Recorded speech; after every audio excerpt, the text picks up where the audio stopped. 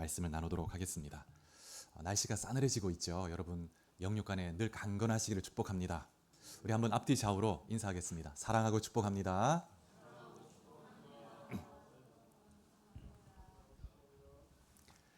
지난 시간에 바울이 홀로 아테네에 와서 했던 사역을 살펴보았는데요.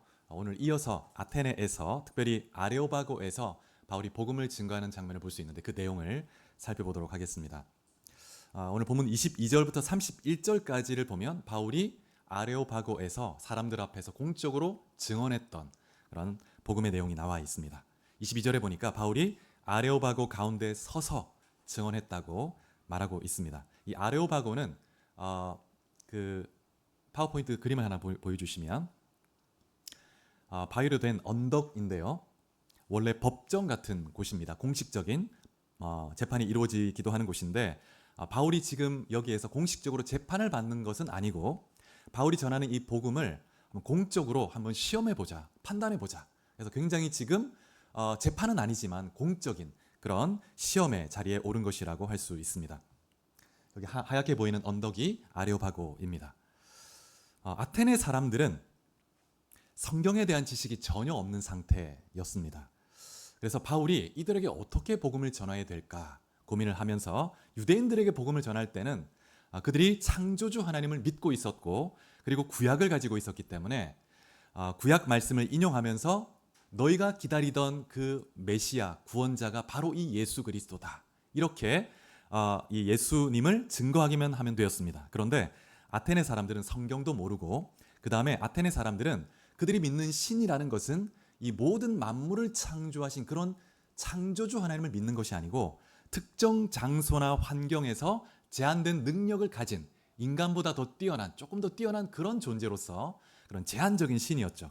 예를 들면 바다의 신 포세이돈 신, 그 다음에 치유의 신 아스클레피우스, 치유만 하는 그런 신이죠. 그 다음에 전쟁을 할 때 돕는 아테나 여신, 그 다음에 풍요를 주는 아데미 여신, 이렇게 특정한 영역에서 특정한 환경에서 인간에게 도움을 주는 그런 신으로 인식이 되었습니다. 그러나 우주 전체를 창조하고 주관하고 역사를 다스리고 자연 만물을 통치하는 그런 창조주 하나님에 대한 그런 인식은 없었던 것이죠. 그래서 바울이 그들에게 먼저 만물을 창조한 초월하신 그 창조주 하나님이 어떤 분이신가를 먼저 증거할 필요가 있었던 것입니다. 여러분 성경에서 딱 두 구절만 선택해서 짧게 복음을 증거해야 된다면 창세기 1장 1절과 요한복음 3장 16절을 뽑을 수 있을 겁니다.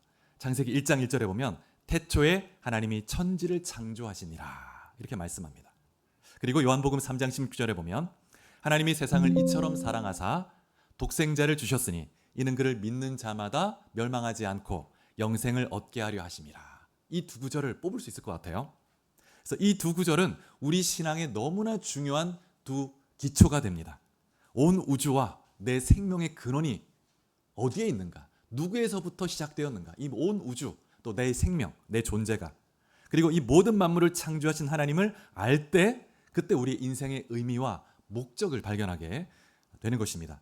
그런데 그 창조주 하나님이 나를 만드셨을 뿐만 아니라 내 죄와 내가 받아야 할 심판에 대해서 구원하시기 위해서 독생자 아들을 보내주시고 그리고 그 독생자 아들을 통해서 대신 형벌받게 하시고 우리를 구원해 주셨다는 것, 그것을 우리가 알게 될 때 우리가 정말 위로와 또 영원한 생명을 얻게 되는 것입니다. 그런데 이 하나님이 내 아빠 아버지가 되신다는 것이죠. 이것을 알 때 우리가 놀라운 위로와 힘을 얻게 되는 것입니다. 22절에 보면 바울이 아덴 사람들에게 가장 먼저 이렇게 말하고 있습니다. 아덴 사람들아, 너희를 보니 범사에 종교심이 많도다. 종교심이 많도다. 바울이 그들에게 너희가 참 종교심이 많구나 이런 말로 시작하는데 사실 16절에 보면 바울이 그 아덴 사람들이 섬기는 여러 신들, 우상을 보면서 마음에 격분했다고 말합니다. 그러면서도 그들에게는 너희가 이 종교심이 많구나 이런 말로 약간은 칭찬하는 그런 말로 이렇게 시작하는 것을 볼 수가 있습니다. 그러면서 한 제단을 언급하는데 아테네 사람은 다 아는 제단입니다. 근데 그 제단에는 글자가 새겨져 있는데 알지 못하는 신에게라는 글자가 새겨져 있는 거예요. 이 제단에 대해서는 여러 가지 설이 존재하는데 가장 유력한 설은 기원전 6세기경에 아테네에 아주 끔찍한 전염병이 돌았다고 합니다. 그런데 크레타 섬 출신의 한 신이 있는데 에피메니데스라는 신이 있습니다. 이 신이 자기가 믿는 신에게 기도했다는 거예요. 이 아테네에서 이 전염병이 그치게 해달라고. 그런데 그 전염병이 그쳤다는 겁니다.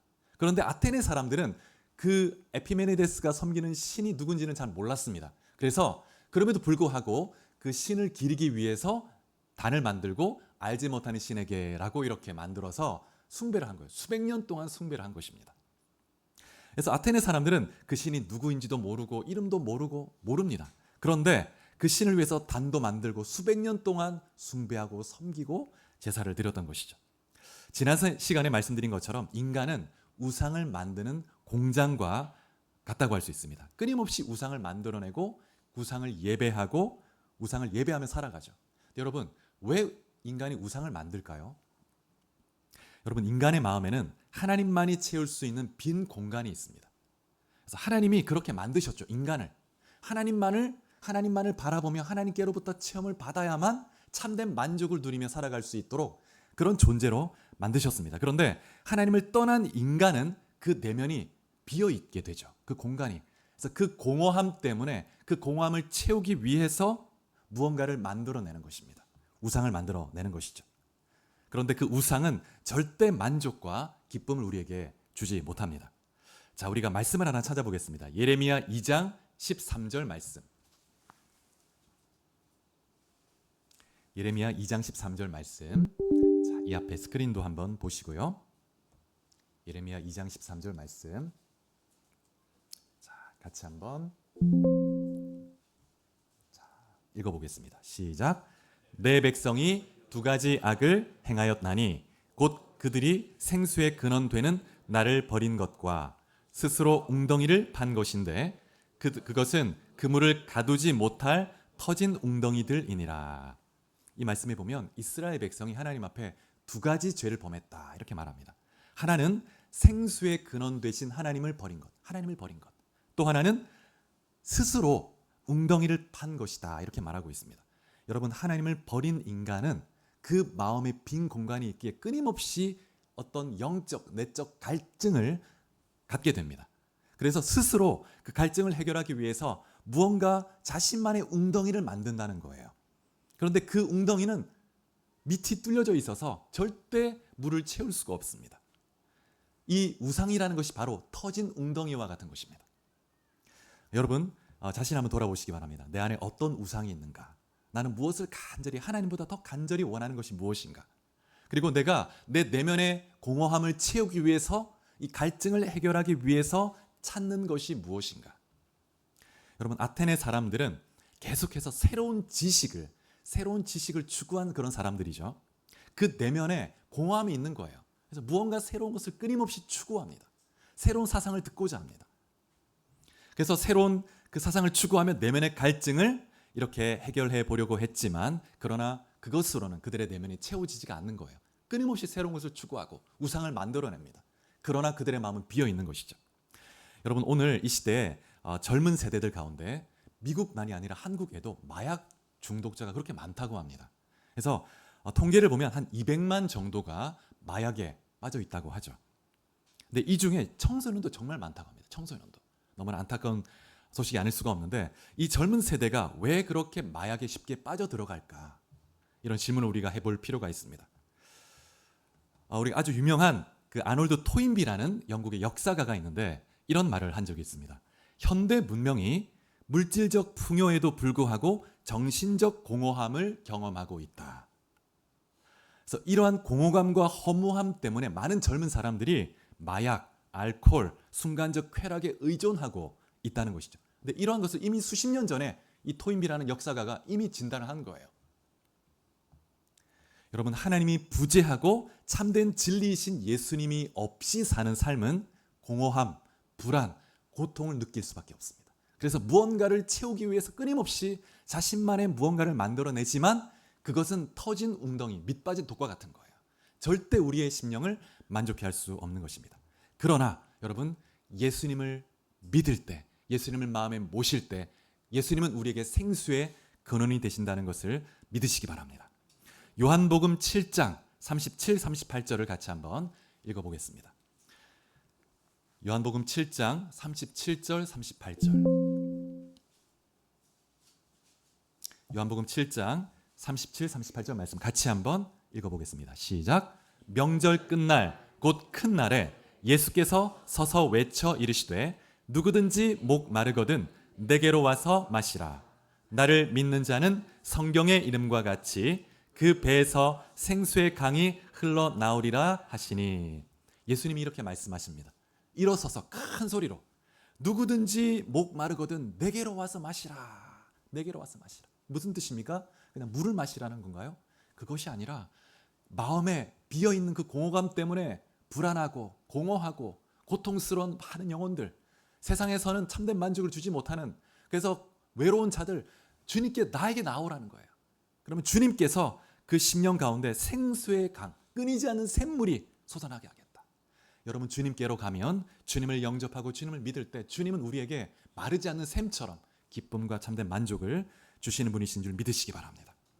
그래서 여러분, 아테네 사람들이 우상을 만들다가 알지 못하는 신에게까지 드리는 제단을 만들어서 섬기고 있습니다. 그래서 바울이 그들이 막연하게 경배하고 섬겼던 그 우상, 그 알지 못하는 신이 누구인지, 그 신이 바로 성경에 나오는 여호와 하나님이시다, 창조주이시다, 이렇게 증거하고 있는 것입니다. 그래서 24절, 25절에 보면 바울이 참 하나님이 어떤 분이신가를 소개하고 있는데요. 아테네 사람들은 그들이 섬기는 그 신들을 이렇게 제한된 영역에서 제한된 능력을 가진 그런 신이죠. 그래서 신전을 만들어서 그 신전 안에 모시고 섬깁니다. 그런데 우주와 만물을 지으신 창조주 하나님은 사람의 손으로 지은 그 좁은 공간에 매여 있을 수 없는 분이다, 이렇게 말하고 있습니다.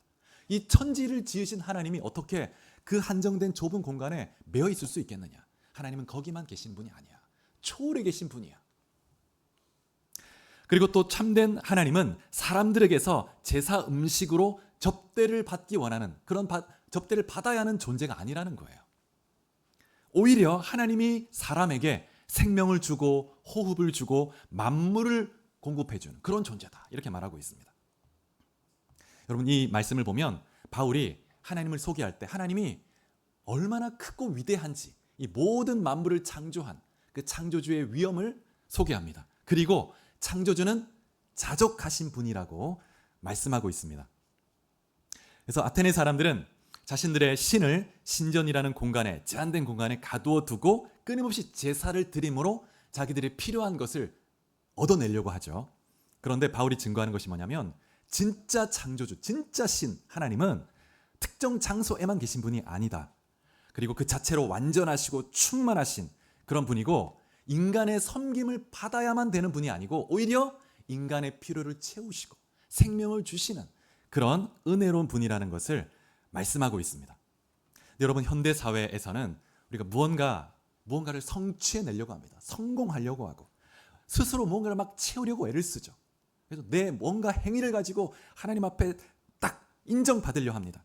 네, 여러분, 우리가 먼저 기억할 것은 하나님은 우리를 조건 없이 사랑하시고 은혜롭게 우리에게 모든 것을 주신다는 것입니다.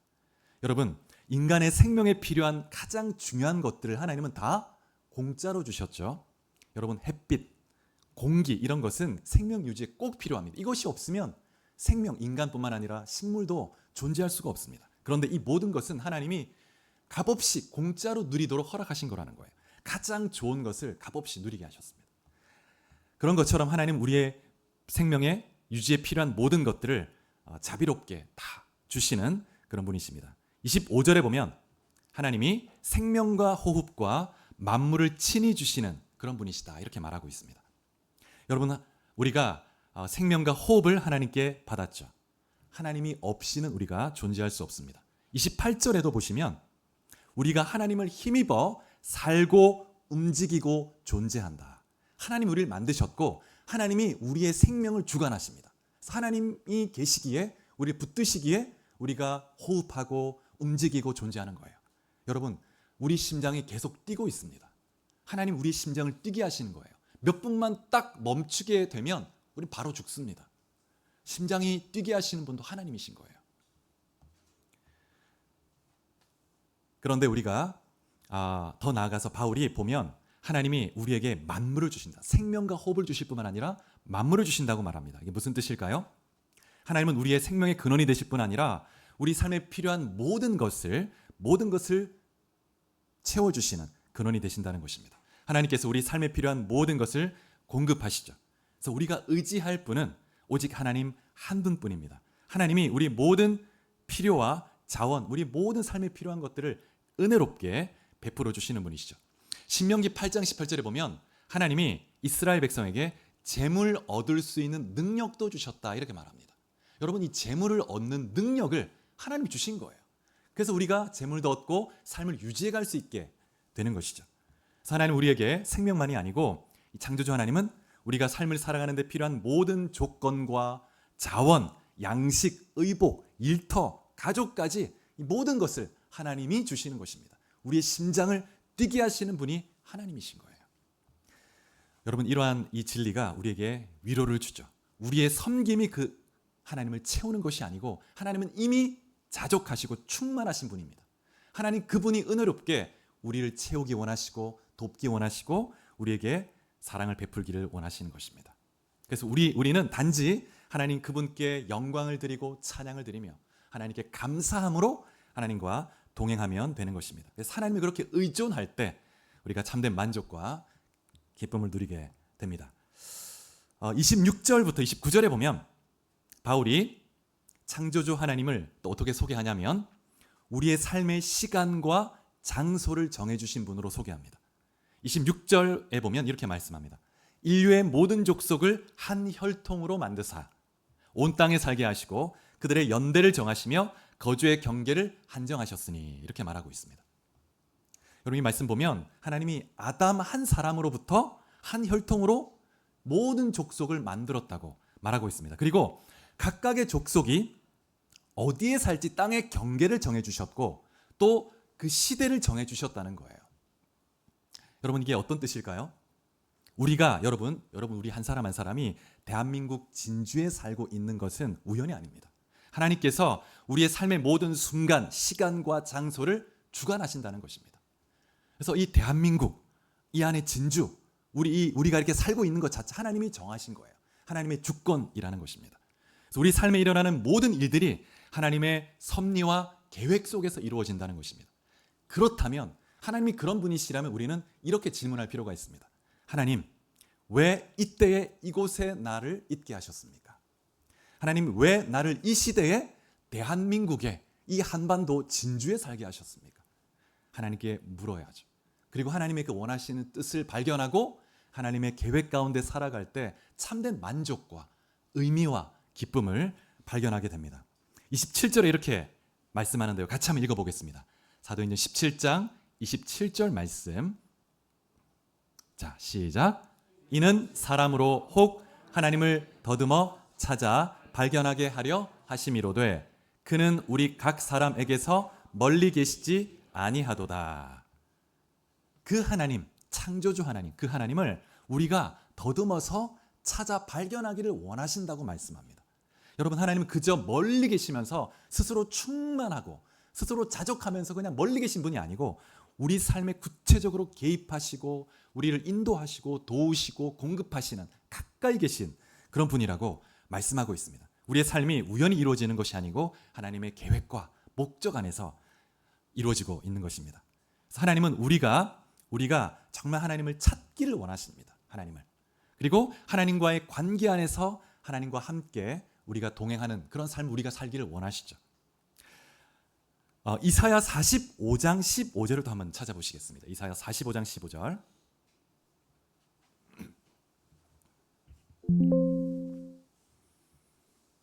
이사야 45장 15절 말씀. 자, 시작. 구원자 이스라엘의 하나님이여 진실로 주는 스스로 숨어 계시는 하나님이시니이다. 스스로 숨어 계시는 하나님. 어떤 뜻일까요? 여러분, 하나님은 우리가 다 측량할 수 없는 무한한 그런 속성 가지고 계십니다. 하나님은 영원하시고 하나님 무한하십니다. 우리가 측정할 수가 없습니다. 그래서 그 무한한 속성과 신비로움을 강조하는 것입니다. 하나님은 너무나 무한하고 크신 분이어서 마치 우리에게서 숨어 계시는 분처럼 느껴지는 그런 분이시죠. 그러나 하나님은 그 하나님을 우리가 찾기를 원하십니다. 찾기를. 그리고 우리에게 믿음을 원하시죠. 그래서 우리가 하나님을 찾기를 원하고 찾고자 한다면 하나님은 멀리 계시지 않으시죠. 우리가 찾기만 한다면 하나님은 얼마든지 우리가 한 걸음을 내디디면 하나님은 저 천리길에서부터 달려와서 우리를 만나고자 하시는, 그래서 가까이 계시는 분이시죠. 그래서 마치 눈을 가리고 술래잡기를 하는 아빠와 아이에 비유할 수 있습니다. 아이가 눈을 먼저 가립니다. 아빠가 아이를 막 피해 도망갑니다. 그럼 아이가 아빠를 막 찾죠. 그럼 나중에 아빠가 일부러 잡혀줍니다. 그러면서 탁 이제 이렇게 헝겊을 눈 가리개를 탁 열면 아이가 막 기뻐하죠. 그러면서 같이 기뻐하는. 그래서 하나님도 그렇습니다. 하나님은 우리가 하나님을 찾기를 원하세요. 여러분, 하나님은 자신의 존재와 그 속성, 하나님의 그 존재, 그 특성을 그 만드신 이 모든 자연 세계 안에 숨겨두셨습니다. 그래서 창조주 하나님은 자신의 존재를 인간에게 알리기 원하십니다. 알리기. 그냥 인간과 떨어져서 홀로 충족해 계시면서 그냥 홀로 계시길 원하는 것이 아니고 인간에게 자신을 계시하고 인간과 사귀고 인간의 필요를 채워주며 하나님께서 우리와 동행하기를 원하시죠. 그래서 하나님 우리에게 자신을 나타내시는데 그것을 계시라고 합니다. 계시. 계시라는 단어는 이 연극 극장에서 무대에 커튼이 가려져 있는데 이제 커튼이 싹 열리면서 무대의 연극이 시작될 때 이때 이 무대가 열리는 것, 그것을 계시라고 합니다. 계시. 하나님이 우리에게 계시를 허락하시는데 두 가지 방식이 있습니다. 하나는 자연 계시이고 두 번째는 특별 계시인데요. 자연 계시는 자연 속에 하나님의 살아계심이 숨겨져 있다는 것입니다. 그리고 특별 계시는 성경 말씀을 의미합니다. 성경 말씀. 자연 계시는 간접적으로 암시적으로 하나님의 존재가 딱 이렇게 숨겨져 있습니다. 보물찾기처럼. 그런데 성경에서는 하나님이 어떤 분이신가에 대해서 구체적으로 설명하고 있습니다. 자, 그러면 자연 계시가 어떤 것인지 우리가 한번 찾아볼 텐데 로마서 1장 19절 20절을 한번 보시겠습니다. 로마서 1장 19절 20절.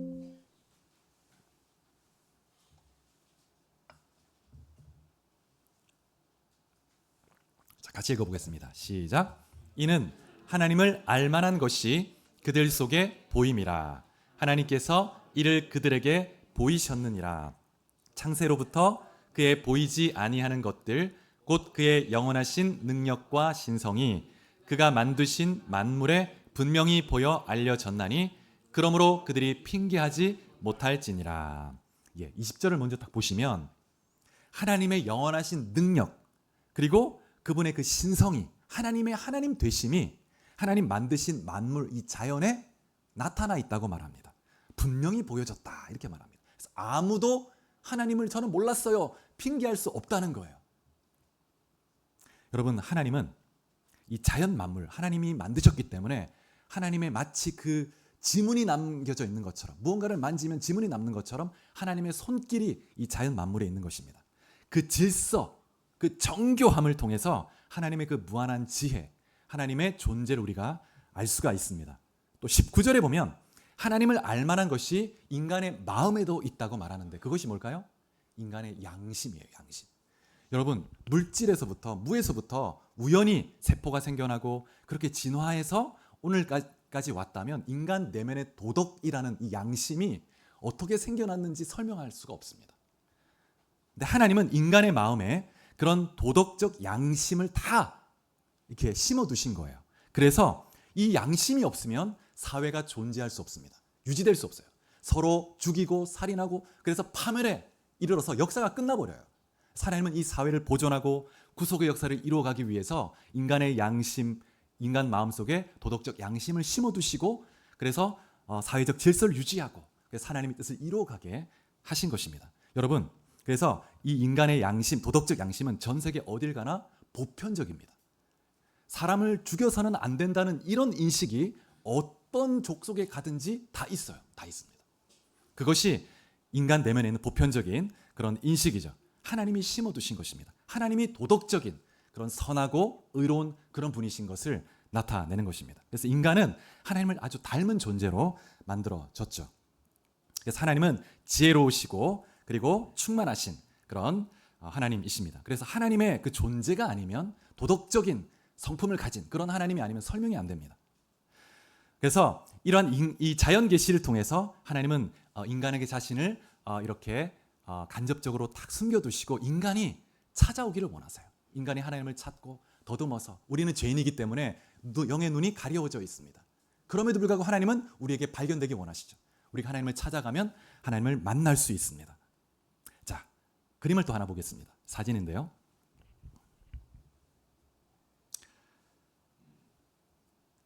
자, 여기 보면 이게 미국의 사우스 다코타라는 그 주가 있는데 그 주의 러시모 산에 있는 그 조각인데 미국 4명의 대통령을 새긴 거죠. 이거를 딱 보는 순간 우리는 뭘 느낍니까? 이야, 이 비바람의 침식 작용이 대단하구나. 자연의 힘이 대단하구나. 야, 자연이 계속 이렇게 바람을 통해서 이런 작품을 만들어내다니. 야, 이 진화와 이 우연의 이 신비가 놀랍다. 이렇게 말할 사람이 있을까요? 이거는 17년에 걸쳐서 수십 명의 조각가들이 이렇게 만들어낸 겁니다. 깎아서 정교하게 딱 보면 조지 워싱턴, 그 다음에 링컨 딱딱 표가 나죠. 정확하게 의도하고 설계를 딱 해서 깎아서 딱 만든 거예요. 자, 그 다음에 다음 그림. 스위스 시계입니다. 유명하죠? 스위스 시계. 이 시계를 이게 정밀하게 아주 부품 하나하나를 정밀하게 설계해가지고 조립해가지고 만들어낸 겁니다. 이 부품이 다 흩어져 있으면 절대 저절로 이게 맞물릴 수가 없습니다. 아주 정밀하게 하나하나를 돋보기를 끼고 보면서 탁탁탁 맞추어야지 조립이 되는 거예요. 자, 그 다음에 또 다음 그림. 여러분 이게 뭘까요? 이게 박테리아입니다. 박테리아인데 이게 긴 그 꼬리 같은 게 있죠. 이게 편모라고 하는데 박테리아는 아주 작습니다. 작은데 이 편모라고 하는 긴 꼬리가 회전하면서 앞으로 움직이는 거예요. 자, 그럼 다음 그림 보여주시죠. 이 편모가 이렇게 생겼습니다. 아주 정교하게 설계가 된 모터처럼 되어 있습니다. 이게 모터하고 똑같아요, 구조가. 인간이 만드는 모터 똑같습니다. 이렇게 베어링이 있고 회전자가 있고 이게 돌아가면서 이렇게 움직이는 거예요, 앞으로. 여러분 이게 우연히 만들어질 수 있는 게 아닙니다. 누군가가 설계를 해가지고 하나하나 이 모든 피조물을 딱 질서 있게 정교하게 아주 놀랍게 만들어낸 거죠. 여러분 인간의 세포는 어떻게, 이 박테리아가 이런데 인간의 세포 하나 어떻게 했습니까? 더욱더 정교하죠.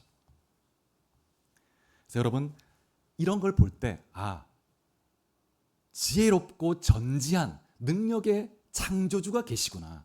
그래서 이 온 우주 만물을 설계해서 또 인간 생명체 하나하나를 설계해서 만들어내셨구나. 그리고 질서 있게 우주가 움직이도록 역사하고 계시구나. 알 수 있습니다. 이 모든 게 저절로 됐다고 믿는 게 더 어려운 거예요, 사실은. 그래서 여러분 우리가 이 창조주의 존재를 만날 때 진정한 인생의 목적, 의미, 참된 행복을 발견할 수 있습니다. 창조주가 존재한다면 나를 왜 만들었을까? 그 창조주를 만날 때 내 인생의 의미, 목적을 발견하게 되죠. 그때 정말 자유와 만족과 기쁨을 누리게 됩니다. 여러분 그런데 이 자연 계시만을 가지고는 우리가 하나님을 완전히 알 수 없죠. 희미하게만 알 수 있습니다. 창조주가 분명히 존재하는구나. 분명히 신이 존재하구나. 그 신은 지혜로운 분이고 도덕적인 분이구나. 선하고 의로운 분이구나. 그런데 우리가 하나님을 다 알 수 없습니다. 그래서 하나님은 우리에게 자신을 더 구체적으로 알려주기 위해서 이스라엘 백성들에게 자신을 구체적으로 나타내시고 이스라엘 민족이 성경을 기록하게 하심으로 우리에게 이 성경을 남겨주셨습니다. 이것이 특별 계시입니다. 특별 계시. 그래서 하나님이 어떤 분이신지 구체적으로 알 수 있고 삼위일체 하나님을 알 수 있고 인간이 어떤 상태인가, 얼마나 죄로 부패했는가, 왜 죄가 들어왔고 왜 인간이 죽는가, 이런 문제, 우리는 어떻게 구원받을 수 있는가, 구체적인 우리는 어떻게 살아갈 때 참된 행복을 누릴 수 있는가, 이게 구체적으로 기록되어 있는 것입니다. 그래서 우리가 하나님을 바르게 알고 하나님의 정말 원하는 뜻대로 살기 위해서 참된 기쁨과 의미 있는 삶을 살기 위해서는 하나님 말씀을 가까이 할 필요가 있습니다. 하나님 말씀을 가까이 할 때 우리가 하나님을 알게 되고 나를 향한 하나님의 뜻을 발견하게 되는 것입니다. 그래서 여러분 한 분 한 분이 이 말씀을 늘 가까이 하고 열심히 배우고 말씀 안에서 하나님의 뜻을 발견하는 삶이 되기를 축복합니다. 자, 그러면 여러분 이 하나님의 말씀인 이 성경의 핵심이 뭘까 질문해 볼 필요가 있습니다. 다음 그림을 보여주시죠. 성경을 압축하면 엑기스가 딱 있잖아요. 엑기스를 뽑아내면 어떤 내용일까? 네 가지 진리가 딱 이렇게 압축되어 나오는데요. 첫 번째는 뭐냐면 여호와 하나님이 만물을 창조하신 창조주라는 겁니다. 창조주. 성경 1장, 2장에 나오는 내용. 이 모든 만물의 창조주 하나님입니다. 두 번째 뭐냐면 인간이 그 하나님의 뜻대로 살지 않고 인간 내 마음대로 살겠다. 그 생명의 근원된 하나님을 떠나서 불순종해서 자기 마음대로 살면서 죄가 들어오게 됐죠. 그래서 인간의 죄로 말미암아 사회의 고통과 불행이 시작되었고 죽음이 오게 되었고 하나님은 공의로우시기 때문에 이 죄에 대해서 반드시 심판하셔야 되고 그래서 모든 인간이 하나님의 영원한 그 심판에 직면한 그런 처지라는 것입니다. 그런 내용이 창세기 3장에 그런 내용이 나와 있고 그 다음에 세 번째는 뭐냐면 세 번째는 구속의 내용이 나와 있는데 이 죄를 해결하기 위해서 이 죽음의 문제 해결하기 위해서 심판의 문제를 해결하기 위해서 하나님이 어떻게 하셨는가 그 내용이 성경에 가장 길게 나와 있습니다. 창세기 3장부터 계시록 19장까지 이 구원의 과정을 쭉 기록하고 있는 거예요. 그래서 독생자들을 이 땅에 보내서 인간은 인간을 구원할 수 없으니까 다 죄인이니까 그래서 죄 없는 예수님을 이 땅에 보내서 십자가에 죽게 하심으로 우리를 대신해서 죄값을 치르게 하신 것이죠. 그래서 누구든지 죄를 회개하고 예수를 믿기만 하면 그러면 하나님의 자녀가 되고 영원한 생명을 얻는다는 것입니다. 그리고 네 번째는 회복입니다. 회복. 그럼 하나님 우리를 구원하시고 그게 끝인가? 마음대로 살면 되는가? 아니죠. 하나님 우리를 구원하신 목적, 우리를 위해 생명까지 버리신 이유가 있다면 정말 하나님이 원하시는 삶이 무엇인지 거룩하고 구별된 삶 그리고 우리를 통해서 이 파괴되고 깨어진 이 세상을 회복시키는 겁니다. 변화시키는 거죠. 변화시키는 거. 하나님은 여러분 한 사람 한 사람을 향한 놀라운 계획을 가지고 계시고 우리 교회를 통해서 놀라운 하나님 뜻이 있다고 믿습니다. 세상을 변화시키기를 원하시는 것입니다. 그래서 성경의 이 네 가지 창조, 타락, 구속, 회복 이 내용이 딱 핵심적으로 있다는 것을 기억할 필요가 있습니다. 자, 30절, 31절에 보면 오늘 본문에 돌아와서 바울은 우상을 만들어 섬기던 삶에서 회개할 것을 촉구하고 있습니다. 인간이 창조주 하나님의 뜻을 거역하고 마음대로 살려고 하는 것이 죄이죠. 그 죄는 반드시 심판이라는 대가가 따릅니다. 그런데 하나님은 은혜로우시고 공의로우시기 때문에 은혜로우시지만 또 공의로우시기 때문에 죄에 대해서는 반드시 벌을 내리시는 분이죠. 그래서 30절 31절에 보면 이렇게 말합니다. 알지 못하던 때에는 간과하셨으나 이제는 어디서나 모든 사람에게 회개하라 명하셨다. 하나님이 독생자 아들 구원자를 이미 보내셨고 이제 그를 통해서 속죄가 완전히 이루어졌다. 이제 이 복음의 소식이 이제 온 땅에 증거되고 있다. 이제는 너희가 핑계할 수 없어. 회개해라. 회개. 지난 과거는 하나님께 맡기고 회개하고 이제 돌이켜라. 하나님을 섬기는 삶을 살면 너가 하나님의 은혜와 복을 누리게 될 것이다. 이렇게 증거하고 있는 것입니다. 여러분 아까도 말씀드린 것처럼 우상을 만드는 것은 인간의 어떤 그 죄악된 본성 가운데 하나라고 할 수 있죠. 하나님을 피조물의 한 물질 안에 가두어 어떤 한 우상을 만든다는 것은 얼마나 어리석은 것입니까? 어떤 그 형상을 만들어서 이것이 신이다, 창조주다 말하는 것은 정말 하나님을 왜곡하는 것입니다. 그래서 하나님은 이런 식으로 예배하지 말고 하나님은 영이시기 때문에 말씀 안에서 하나님의 영으로 예배하라 말씀했습니다. 자, 우리 다음 사도행전 17장 31절을 파워포인트 말씀을 한번 읽어보겠습니다. 17장 31절 자, 같이 한번 읽어보겠습니다. 시작. 하나님께서 임명하신 분을 통해서 공정히 심판하실 날을 정하셨기 때문입니다. 하나님께서는 그분을 죽음으로부터 다시 살리심으로써 이 일을 맡기셨다는 증거를 삼으셨습니다. 여러분 예수님이 우리의 죄를 대신해서 십자가에서 죽으시고 부활하셨습니다. 그리고 이제 예수님이 심판자로 임명되신 거예요. 예수님이 다시 오시면 우리는 구원하시지만 예수님을 믿지 않고 죄 가운데 살았던 사람은 심판하시는 주로 오시는 겁니다. 예수님이 2000년 전에 이 땅에 오셨을 때는 정말 한 인간의 모습으로 오셔서 우리의 죄를 대신하는 고난을 받고 연약한 모습으로 오셨습니다. 섬기기 위해서. 그런데 주님이 재림하실 때는 만왕의 왕, 만의 주로 심판주로 오셔서 엄중하게 공의로 심판을 내리시는 거예요. 그래서 우리는 그 주님 앞에 겸손히 회개하고 하나님 앞에 예수 그리스도의 그 의를 의지할 때에만 우리에게 소망이 있는 것입니다. 이 내용을 제가 좀 쭉 풀어서 설명했지만 바울이 이런 내용을 이렇게 창조의 하나님 그리고 또 예수님의 그 부활 또 십자가 이런 내용들을 증거를 했습니다. 자, 17장 오늘 보면 32절부터 34절에 보면 이 복음을 듣고 나타내는 이 아테네 사람들의 반응을 볼 수가 있습니다. 반응. 일부는 어떻게 말합니까? 부활을 얘기하니까 조롱했다고 말합니다. 헬라 사람들은 육체를 악하게 보았는데 육체로 부활을 한다고 하니까 이게 무슨 터무니없는 소리냐. 영은 선하지만 육은 악한 것이다. 물질은 악하다. 그러니까 그들에게 구원은 뭐냐면 육을 벗는 것입니다. 근데 부활을 했다고 하니까 육체로 믿을 수가 없죠. 조롱했다고 말합니다. 일부는 더 듣고 싶어 했다고 말합니다. 그리고 몇몇은 믿음을 갖고 바울을 따랐다고 말하고 있습니다. 그러면서 34절에 보니까 믿음의 사람들의 이름이 나오죠. 아레오바고 관리 디오누시오와 다마리라는 여자 몇 사람이 있었다고 말합니다. 구체적으로 회심자가 있었어요. 많지는 않았지만 그러나 분명히 회심자가 있습니다. 여러분 아테네에서 열매가 많지는 않았지만 하나님이 예비하신 자가 복음을 받아들였고 믿음을 갖게 되었습니다. 여러분 우리가 이 반응을 보면 우리의 삶에서 겪을 수 있는 복음에 대한 반응을 볼 수가 있죠. 어디를 가든지 항상 이 복음에 대해서 조롱하며 거부하는 사람이 있습니다. 어떤 사람은 왔다 갔다 해요. 그러면서 좀 궁금하고 알고 싶긴 한데 아직 마음을 확 열지는 못합니다. 어떤 사람은 가난하고 겸손한 마음으로 받아들입니다. 복음을. 하나님이 예비하신 영혼이죠. 그래서 여러분 우리는 어떤 환경 속에 있든지 때로 거부를 당하고 조롱을 받는다 해도 두려워할 필요가 없죠. 하나님께서 준비된 영혼을 우리를 통해서 사용하셔서 구원하시고 주님이 구원의 역사를 이루어 가십니다.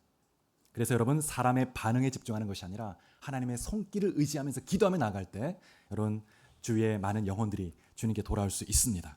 사랑하는 여러분, 하나님이 지금도 살아 계십니다. 하나님은 여러분이 하나님을 찾기를 원하십니다.